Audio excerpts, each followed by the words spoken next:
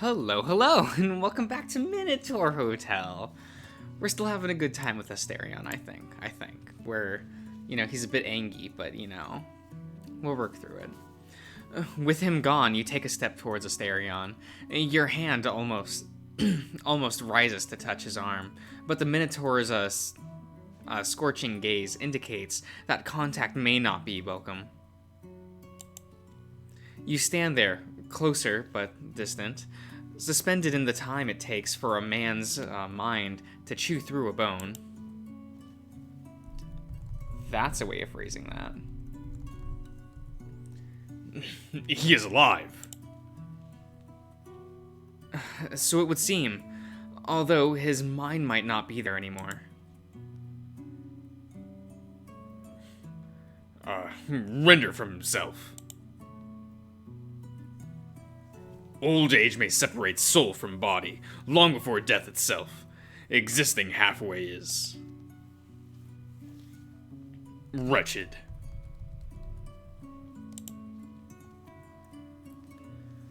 Zeus takes half the goodness out of a man when... The Minotaur swallows, then breathes in, then breaths in, breathes in hitches through his teeth. Oh, okay. There was just a flicker in his eyes to signal a plea for help. You cover the last stretch and hug him. You gather the man. You gather the bull. You gather the friend onto himself. As you unfold him to try and mend the broken pieces, the pressure from within threatens to boil over. You squeeze. Harder. And the more you do, the more claw-like his hands become. Half the goodness. With your face buried in his chest, you cannot see, but the hallway echoes the snaps of his tail and ears, followed then by the beat of his hooves as he shifts left and right. He does not hug you back. Oh. His heavy head leans hard onto your shoulder. His hooves don't stop shuffling, even while his arms remain still. His head is monstrously heavy, so he is bearing down on you. He curls around you in between snorts and grunts. You hold harder, lest all the pressure inside boil him alive, and in turn, your friend trembles. It feels as though every cord of muscle in him could not be drawn tighter. He seems to fight against, struggling anyway. Settle down. Is it gonna let me read? Nope, apparently not. There he goes. There goes words. I can't. Nope. Years of decay. Remember? Yes. The Clement was mentioned. Shattered break. Yes. Okay. Oh. Okay. I hope none of that was important. There are no sobs or hiccups. If one were to wish a heroic moment here, pain seldom makes a noble and beauty martyr. No, this grief makes monsters out of men, and if one is to find beauty here, it is because of the man, not for his suffering. Hands squeezed into claws, back hunched over you. Yes, back hunched over you, as you hug tighter and tighter, jaw tensed. Clement, what goes through his mind to send a letter now, of all times? Shouldn't one such as he have the shame and grace to die far away? The Minotaur's hands, only half gnarled shut. Yes, press against your side in stiff and confused jerks. He's not coming back. I won't allow it. Asterion snorts, then brings a hoof crashing down on the tile. You look up and find his eyes inching from yours, dry as a desert. This is not sadness. Let's go home. He complies. By hand, you guide him. Oh, he's so angry. Poor Asterion. Evening. You gather back all that daunting day has torn asunder. Late as it may be, you do not command Asterion to go to his room. This is not the state of someone who should handle themselves alone.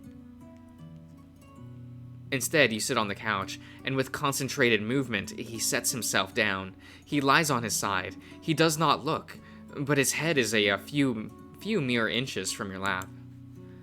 In an awkward position, but he does not move or adjust himself. Every minute or so, he strains to glance up at you.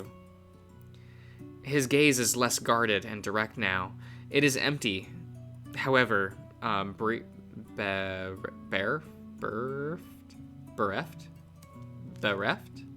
You look down at your lap as that same emotion rears its head in you. Yes. Time passes and nothing else comes until you speak. Talk to me, Asterion, please. His eyes turn away from you.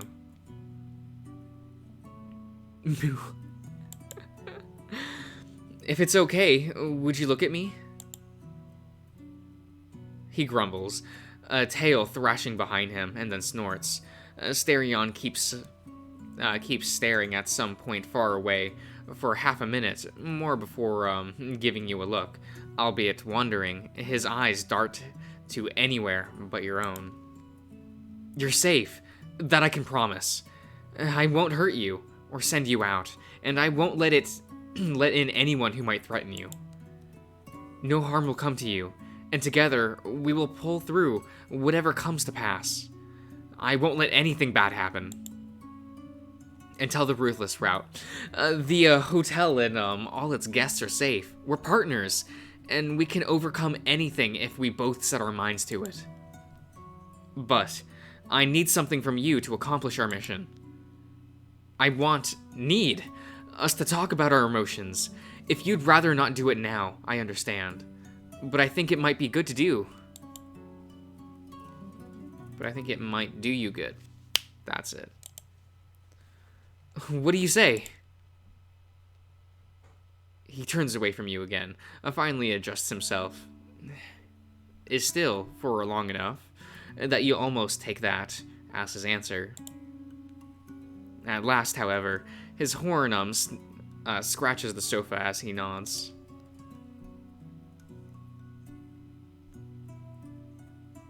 Good. Before we start, would it be okay if I come closer? You could lay your head on my lap.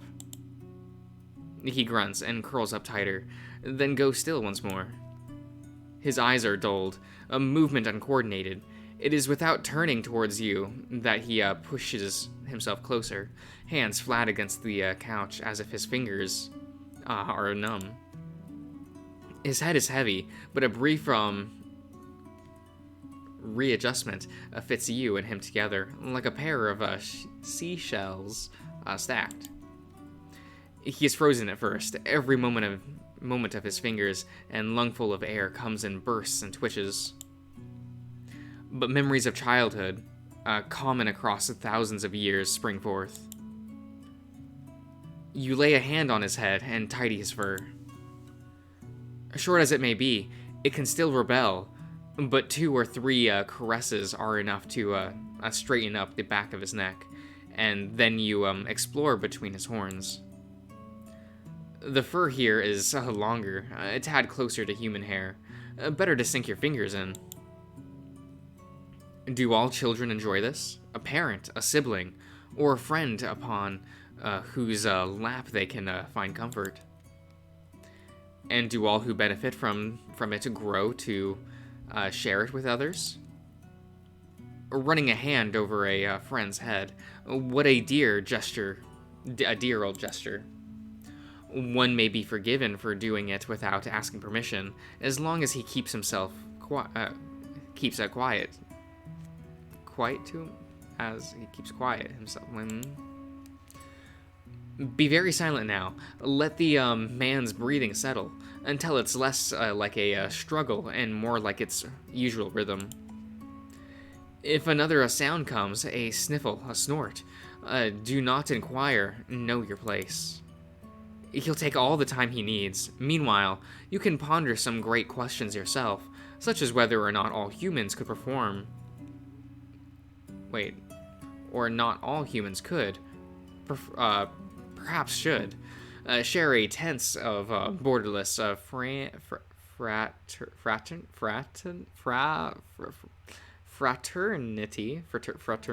fraternity. Or perhaps you should ponder your own emotions, the multitude of affections a man may feel for another. While these thoughts dance, Asterion reacclimates himself with sound, flicks his ears in unison, swishes his tail, readjusts his head and legs into a more comfortable position. In response, you hum. First, the yes, he taught you, and then all the songs you remembered from his concert. And when those are over, you go on with a nameless melody you once heard from a piano, or perhaps from an acoustic guitar. A song fills the void until Asterion is ready to take you on the task. If I forget what you have said tonight, sir, Mr. Josh. Sometimes I can barely hear anyone. What do you mean? Between my ears, sometimes, it is all rain and wind and roaring thunder that never strikes. Sometimes I can't hear anything at all. I apologize that you had to deal with that, like some unmanly, unruly calf. I apologize if I am lacking sense. I tire of myself in these states. By the 12, I have had long enough to learn not to be bowled over by living. Yet, living can be too loud for me, perhaps. I apologize. There's no reason to. You did nothing wrong, and even if you did, you would have my forgiveness whether or not you asked for it. Are you feeling better now? A little. You scratch the top of his head. He does not shy away. Still, I apologize. I shouldn't have let my anger take root. If I was in your position, I might have gone berserk. No idea how I'd have acted. In that regard, you did well. But, be honest, is your anger unjustified? Clement did horrible things to you. You have every right to be angry, Asterion. No, I have no right to it, Mr. Josh. Try as you might to tell me otherwise, I know my place. What Clement did was only a return to form. The prisoner should not feel anger at the jailer for doing his duty. But if not for you, then what about the guests he kicked out? Can't you be angry on their behalf?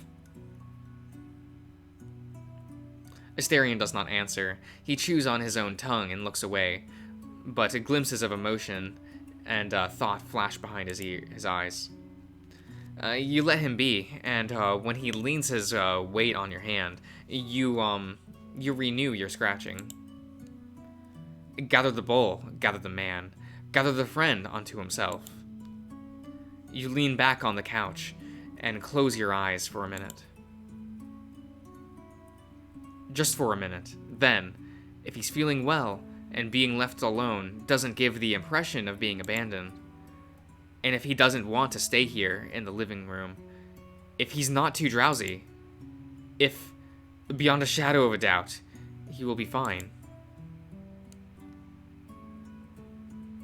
He's sleeping.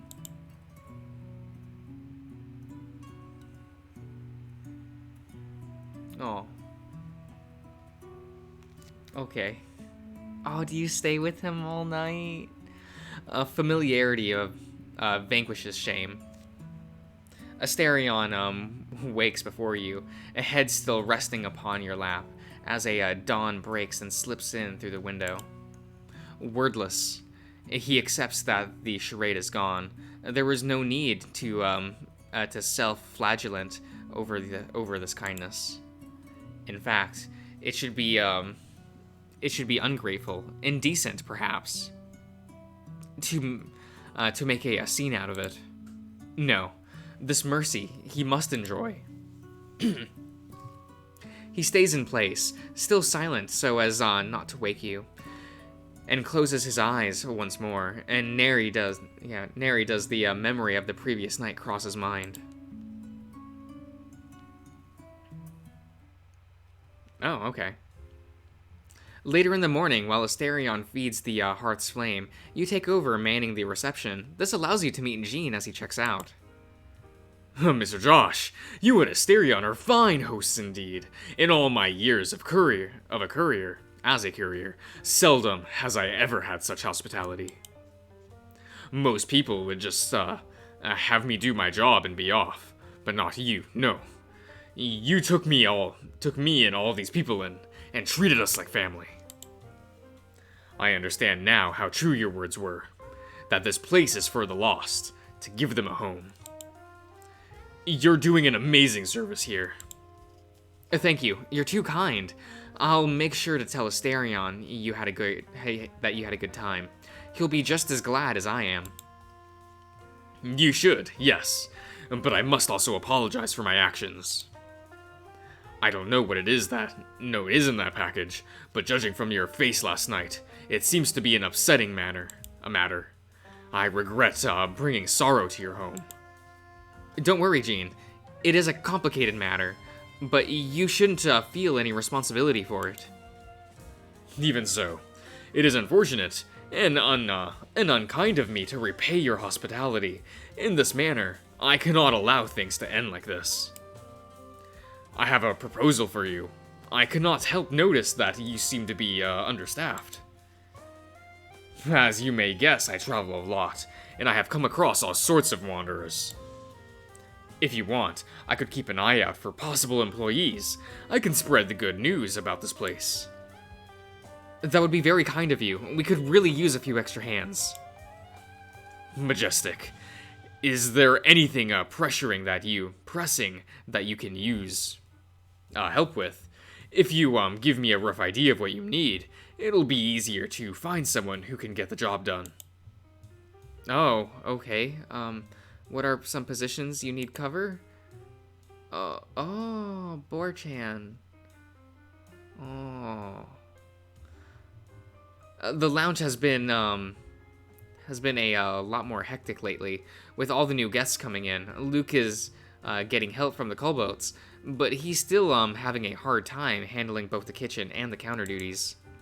Not to mention, you're getting a little sick of barbecue and burgers every other day. You could use a cook. Taking it to This is just okay. I was told that there's just the wolf, like just not an anthro, just the wolf, and yes. Talking to everyone in need without discrimination could also potentially be dangerous. As Robert demonstrates, just about anyone can enter the hotel with next to no opposition. And this may prove to be an issue if the next guest is not as affable as he is. Not to mention, employees sent to explore the labyrinth would feel a lot safer with someone reliable amongst them. You could use a watchdog, one that can keep people safe, both in the hotel and with exploring the valley. Better yet, if he's good company. Oh, okay. Elephant, okay. Another issue with the number of people... Another issue with the growing number of employees is the need to handle everyone's salaries. So far, you've been paying your employees in precious gems generated by the labyrinth, but you could be endangering them by making them carry such valuable items when they leave the hotel.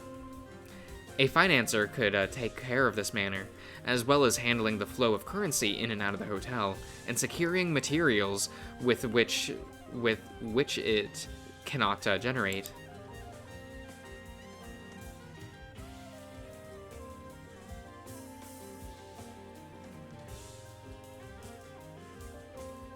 I think boars are cute. Also, I was told to not do the, I was told by a friend to not get the dog, wolf. Yes, the wolf, and tell speedrunner. So, we will do the boar. Well, you saw the state the lounge was in yesterday. Luke certainly has his hands full. If you could find someone to help out in the kitchen, that would be excellent. I'll keep my eyes peeled. Seeing a place like this prosper would warm my heart. But before I go, there are two final things. First, would you be so kind to give me your phone number so we could keep in touch? Of course, and just hand me your phone and I'll type it in. Jean offers you a scratched, dust-covered smartphone from the early 2010s. It's, already displaying the new contact screen. You input your number, but when it comes time to put in your name, you can't help cracking a smile as a devious idea rises from the depths of chaos. You could perhaps, who knows, maybe, put in a silly name. I'll just use my name. Mr. Josh is what you type, and that is that. Now, I still have another subject I want to bring up with you. I regret my comments implying you and Asterion were an item. That was uncalled for, odd and out of place. Oh, that. No harm, no foul, Jean. Thanks. It's good to know I don't leave any sore feelings behind. That said, there is one comment of mine I cannot regret, and which, in fact, I will stress regardless of how unwelcome it may be. I am sorry to make assumptions, but if the two of you ever develop feelings for each other, you should not be deterred by that fact. Well, a Minotaur. Really, Mr. I mentioned it last night, I think. I had a son who was born special, Mr. Josh. As a father, I fear for him. I loved my boy, and he was the joy of my life. But could others see the beauty and kindness as I did? Would he ever find love? I'm projecting, I know. But Asterion is different in his own way, and that should be no impediment for love. Sorry if this offends you. I'm not really sure what to think of what you said, but I can appreciate the sentiment. I don't think his looks should be an issue either. And yes, he and I are friends, but there's a lot more to the story. For starters, we're also business partners. In the instant that Asterion and I did, let's say, have affections for one another, that'd be very unprofessional. Besides, I don't know a thing about his sexuality, and it's really not any of my business to top it off. I'm not sure he'd even be interested in a relationship with anyone, period. I see. If neither of you have any interest, then that's that. End of story. But about you being coworkers, didn't you say last night that the both of you owned the hotel? Are you familiar with couples who keep a business together? If memory serves, the Americans call them mom and pop stores. In this case, it'd be pop and pop. Yes, but it's the same thing. You really are quite persistent, aren't you? More than you will ever imagine. Well, I do appreciate the sentiment, Jean. I can see that you care. But in the end, it all goes back to what Asterion and I want, and honestly, I have a hard time imagining he'd be interested in romance. Would you be, though? Me? With Asterion in particular? Of course! Okay, now you're just getting a little invasive. Ah, please, entertain this last question. Let me rephrase it. For the sake of the argument, let's assume that all stars align, that Asterion both leans that way, and harbors certain intentions towards you. Would you, shall we say, reciprocate? Look, Gene. If you want to know if I do... Wait, if I could be in a relationship with him, the answer is yes. I'd probably go for it. I do feel a great deal of affection for him, and maybe if a bunch of things just sort of fell into place, that could one day become something more. But that's not the point. Because he's my friend, first and foremost. I understand that romance isn't what he needs right now, and I'm uncomfortable being probed about the idea of pushing myself on him. Things are fine the way they are. That's my final word on the matter. I see. That is a very thoughtful answer indeed. I am sorry to have, behaved so impertinently, Mr. Josh. I know it's rude, however. For what it's worth, you've made this father quite glad. I keep thinking back to my son. Were he still alive, I'd be very happy if you and he were friends. The world needs more people like you. But enough dawdling. Time to go, my friend. Have a nice week. Okay. I'll end the part there. I'll see you around, everyone.